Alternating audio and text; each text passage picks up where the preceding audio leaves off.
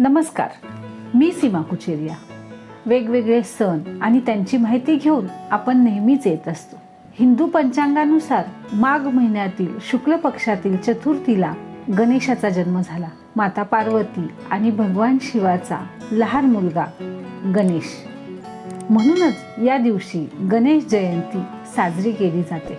माघ गणेशोत्सव, माघी विनायक चतुर्थी, वरद चतुर्थी तसेच तिलकुंद चतुर्थी या नावाने देखील हा सण साजरा केला जातो.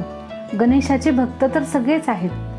ह्या मोठ्या भक्तिभावाने हा सण वेगवेगळ्या नावाने साजरा होतो. या दिवशी वेगवेगळ्या मंदिरांमध्ये गणेशाची पूजा केली जाते. गणेशाच्या आवडीचे पदार्थ, तिळाचे लाडू, बुंदीचे लाडू हे गणेशाला नैवेद्य म्हणून अर्पण केले जातात आणि प्रसाद म्हणून देखील वाटले जातात. गणेश जयंतीच्या दिवशी हिरव्या वस्तू जर एखाद्या गरजवंतांना आपण दान दिल्या तर त्याचा आपल्या जीवनावर चांगला परिणाम होतो. हिरवे मूग, हिरव्या मुगाची डाळ, त्याच्यामध्ये तांदूळ मिसळून म्हणजेच हिरव्या मुगाच्या डाळीची खिचडीची सामग्री, त्याचबरोबर हिरवे मूग किंवा हिरव्या मुगाची डाळ भिजवून पक्ष्यांना घालणे असे उपाय केल्यास आपल्या जीवनातील समस्या दूर होऊन आपला मार्ग मोकळा होण्यास मदत होते. गणेशाला दुर्वा अत्यंत प्रिय आहेत.